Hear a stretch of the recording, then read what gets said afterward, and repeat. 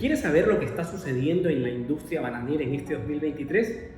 Pues bien, pongámonos en contexto. ¿Recuerdan en el año 2022 aquellas noticias en la prensa donde se podía evidenciar a los productores haciendo manifestaciones o paralizaciones en las principales vías de acceso a los puertos del país para poder exportar la fruta? ¿Recuerdan también aquellas noticias donde se podía ver al productor tirando fruta al río en virtud de que no había sido posible la comercialización de la misma?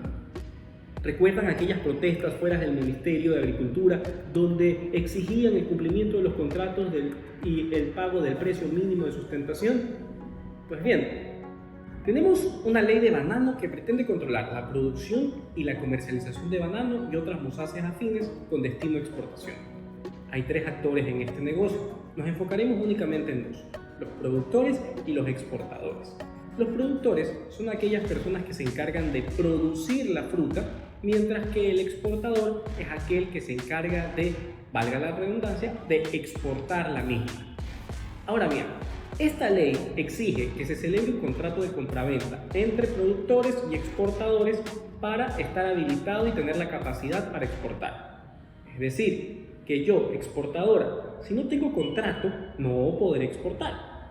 Este contrato está sujeto a algo que en el medio se conoce como el PMS, o precio mínimo de sustentación. Este PMS es fijado una vez al año y rige para el siguiente ejercicio económico. Pero, ¿qué ocurre hoy en enero del 2023? Algunos productores se han pronunciado y alegan que desean acogerse a su derecho a la resistencia frente a la exigencia normativa y el pedido expreso de la autoridad agraria de celebrar los contratos de compra-venta para poder comercializar la fruta. Surgen varias incógnitas. ¿Qué es lo que pasó en el año 2022? ¿Qué es eso del derecho a la resistencia y en qué se basan los productores para exigirlo? Durante el año 2022 inició la guerra entre Rusia y Ucrania, lo que degeneró en un sinnúmero de afectaciones de carácter económico para todos los sectores económicos del país, especialmente para el sector bananero. Pérdidas aproximadas a 20 millones de cajas del volumen exportable, es decir, un menos 5.53%, que es equivalente a 258 millones de dólares menos en comparación con el año 2021. Estas pérdidas estrepitosas del sector bananero toman fuerza basándose en la famosa ley de Murphy, que dice que si algo puede salir mal, saldrá mal. Y es que en efecto es lo que le pasó al sector. No solo fue el hecho de que inició un conflicto bélico en uno de los destinos exportables favoritos del Ecuador, sino que esto trajo un incumplimiento y rompimiento de los contratos. Se le sumó en parte la crisis naviera, es decir, la escasez de los contenedores, junto con el alza de los costes de productos fósiles, lo que obligó a un alza en los productos de utilidad agrícola, tales como fungicidas, fertilizantes. En conclusión, promoviendo la informalidad y la especulación en los precios de todos los costos de servicios en la cadena. Entonces, bien, hemos comprendido qué fue lo que sucedió y lo que llevó a cierto grupo de productores a querer acogerse al derecho a la resistencia.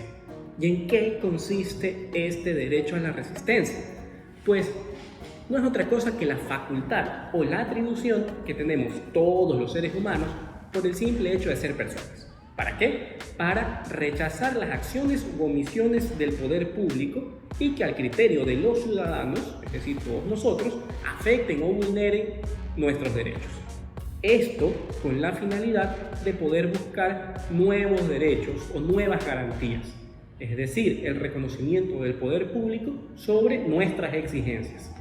Este derecho, a mi criterio, bastante delicado y subjetivo, se encuentra en nuestra Constitución de la República en su artículo 98, donde reconoce que los individuos y los colectivos podrán ejercer el derecho a la resistencia por acciones u omisiones del poder público o incluso de personas naturales y jurídicas no estatales, es decir, los entes o instituciones privadas. Enumeremos algunas de las razones por las cuales los productores desean acogerse a su derecho a la resistencia.